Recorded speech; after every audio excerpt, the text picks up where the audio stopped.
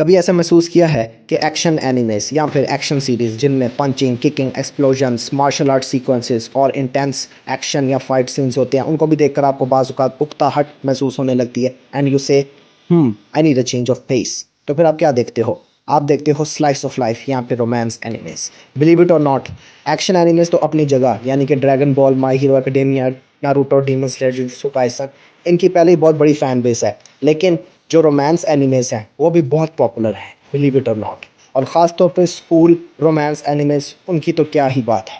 Romance और slice of life animes में भी आपको ऐसा नहीं दिखाया जाता कि यानी कि उनमें मुकम्मल तौर पे सुकून है, शांति है, आराम है, प्लेजर है। उनमें भी टेंशन्स हैं, लेकिन अनोखी किस्म की टेंशन्स, यूनिक किस्म की टेंशन्स। जैसा कि रोमांस एनिमेस में सबसे पॉपुलर टेंशन होती है लव ट्रायंगल, यानी एक लड़का दो लड़कियों के बीच में फंस जाता है या फिर एक लड़की दो लड़कों के बीच में फंस जाती है। यानी कि बेसिकली उनके अंदर फिस्ट का एक्सचेंज नहीं होता, उसके अंदर एक तरह से इंटेलेक्ट और इमोशंस का एक्सचेंज होता है, to be more precise. Obviously अब बहुत ज़्यादा लोग कहेंगे कि एक्शन एनीमे में भी तो इमोशन होते हैं, यानी कि एक्शन में भी तो जब हीरो अपने लोगों को, अपने दोस्तों को, अपनी फैमिली को और अपने बाकी सारे लोगों को बचाने के लिए फ़ाइट कर रहा होता है, तो वो भी तो एक तरह से इमोशन ही है ना, यानी उसका जो हीरोइज़्म है और उसकी जो अच्छाई वाली फीलिंग्स है।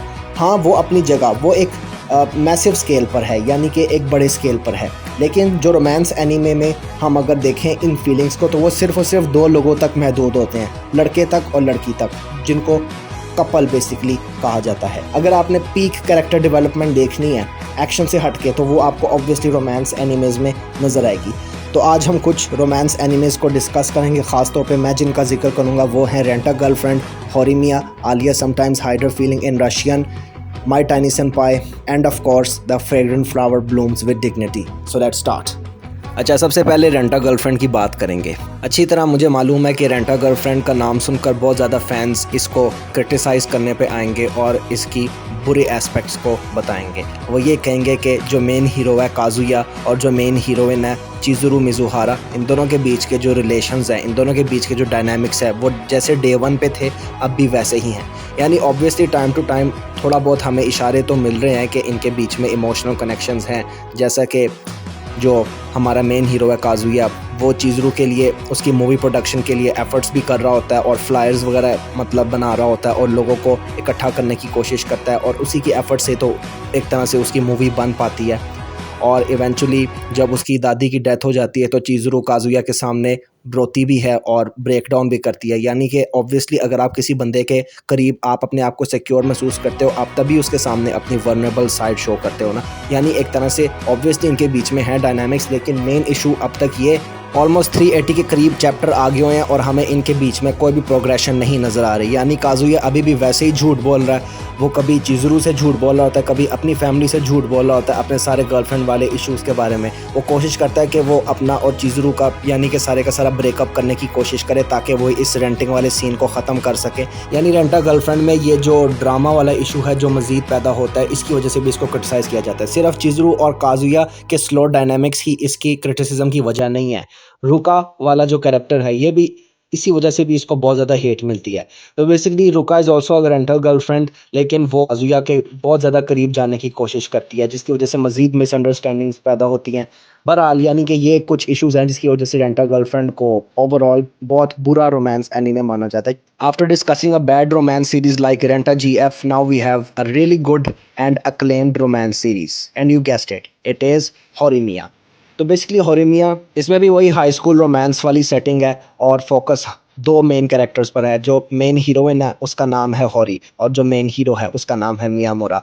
होरी इज़ द पॉपुलर गर्ल जो कि स्टडीज़ में भी काइंड ऑफ गुड है और उसके बहुत ज़्यादा फ्रेंड्स हैं and she is very good at school and she has lots of connections. जबकि मियामुरा इज़ द इंट्रोवर्टेड गाय, जिसको आमतौर पे जिसको हम कहते हैं अपनी कॉमन लैंग्वेज में कि जिसको कोई मुंह नहीं लगाता। Miyamura is kind of that guy और he does not speak to many people.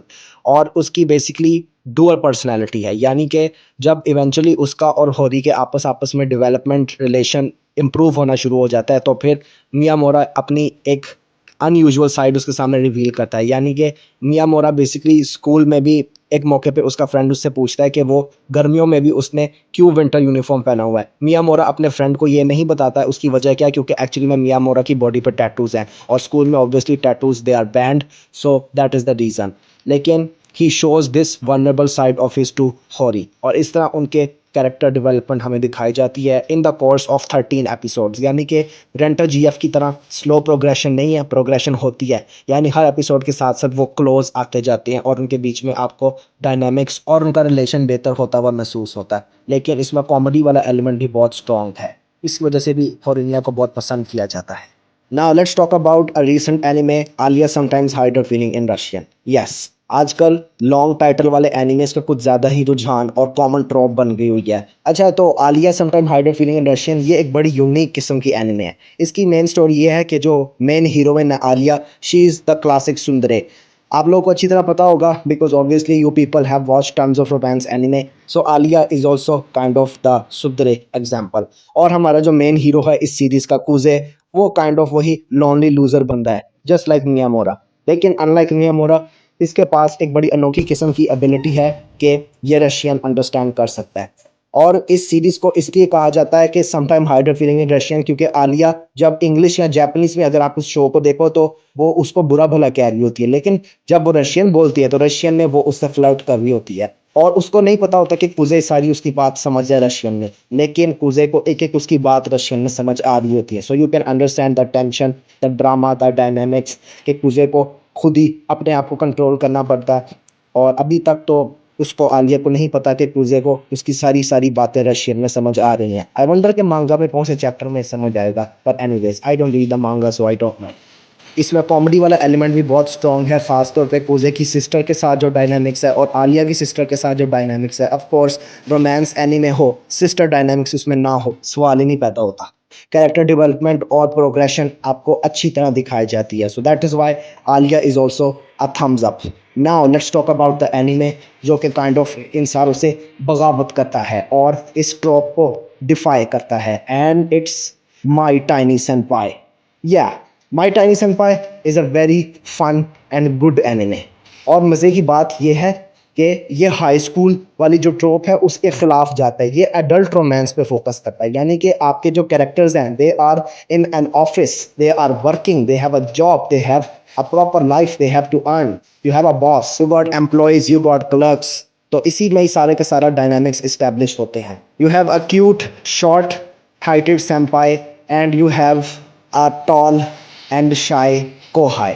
Senpai का इस सीरीज में नाम है कातासे, और जो मेन हीरो है इस सीरीज का उसका नाम है शिनोज़ाकी। तो बेसिकली शिनोज़ाकी और कातासे के बीच के हमें डेवलपमेंट और कैरेक्टर डायनामिक्स दिखाए जाते हैं। Katase is the over caring senpai, और बेसिकली जो हमारा हीरो है Shinozaki, he is the new employer, और उन्हीं के बीच में काइंड ऑफ ये सारे के सारे हमें डेवलपमेंट्स दिखाए जाते हैं। और लेकिन ऐसा इतना कोई कन्फेशन नहीं हुआ अब तक, लेकिन उनके बीच में हमें सारे के सारे वो ऑफिस वर्क और ऑफिस डायनामिक्स दिखाए जाते हैं।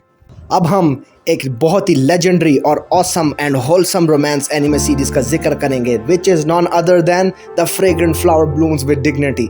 ऑफ कोर्स, अच्छे वाले रोमांस एनिमेस का जिक्र कोई बंदा कर रहा हो और वो फ्रेग्रेंट फ्लावर का जिक्र ना करे, उससे बुरा और उससे बेवकूफ़ आदमी कोई होगा ही नहीं। और रोमांस से भी ज़्यादा इस पे अभी तो फ्रेंडशिप वाली एलिमेंट पे फोकस है।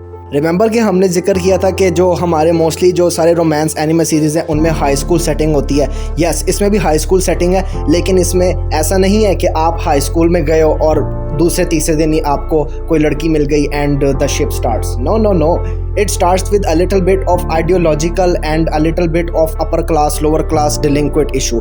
यानी कि बेसिकली टू स्कूल्स हैं, चिडोरी और Kikyo. Kikyo is a highly prestigious girl school, जबकि चिडोरी एक तरह से एक lower class delinquent boy school है। जो हमारा मेन हीरो है रिंटारो, वो चिडोरी स्कूल में पढ़ता है, जबकि जो मेन हीरो है वागुरी, वो पढ़ती है किकियो स्कूल में। और किकियो स्कूल की और चिडोरी स्कूल की आपस में ऑब्वियसली राइवलरी है, दुश्मनी है काइंड ऑफ। और इस सीरीज ने बेसिकली उनके जो रोमांस है, यानी कि वागुरी और रिंटारो के रोमांस को इस तरह इंट्रोड्यूस किया कि वो बेसिकली एक तरह से चिडोरी स्कूल और किकियो स्कूल की राइवलरी को उससे आगे गुजरने का, उससे बियॉन्ड जाने का एक तरह से उन्होंने इस तरह उसको रिप्रेजेंट किया, which is very good in my perspective. पर से रिंटारो के फ्रेंड्स भी they are very good, they are very supportive and they are very awesome. Rintaro का एक फ्रेंड है Usami, I really like him kind of because he is kind of like, even though he is the comic relief, but bro is so relatable. I mean, when bro is cheering you, when bro is like drooling about food that just feels so relatable. अच्छा, तो setting सारी ये है कि वागुरी को cakes पसंद है और रिंटारो बेसिकली उसकी family runs a bakery shop. So yeah, you got it. Waguri goes to that shop to enjoy her cakes and also to enjoy the sight of Rintaro. और इस तरह उनके बीच में कैरेक्टर डेवलपमेंट्स और डायनामिक स्टार्ट होती हैं and over the course of these 12 और 13 episodes you see them progressing and the progression goes very well. पहले उनकी बेकरी के अंदर यानी कि बेकरी में सारे के सारे इंट्रैक्शंस होते हैं, फिर स्कूल में इंट्रैक्शंस बढ़ जाते हैं, फिर मज़ीद सारे फ्रेंडशिप्स वगैरह और भी दोस्त आ जाते हैं और भी लोग लड़के लड़कियाँ आ जाते हैं और फिर they have the beach party and also of course एक रोमांस सीरीज़ हो और उसके अंदर कोई कल्चर डे हो या फिर अगर कोई श्राइन फेस्टिवल ना हो तो it does not make any sense. So obviously shrine festival पे भी वो जाते हैं और उसी के ऊपर सारे का सारा कन्फेशन वाले सारे सीन स्टार्ट हो जाते हैं इवेंचुअली। अगर आपने टॉक्सिक और मिसअंडरस्टैंडिंग वाली सिचुएशन से बाहर निकलना है, प्योर ऑसम होलसम रोमांस देखना है, fragrant flower blooms with dignity is the best. तो ये था सारे का सारा एनालिसिस और break down. If you like the video, do share, like, comment and subscribe and see you next time. Bye bye.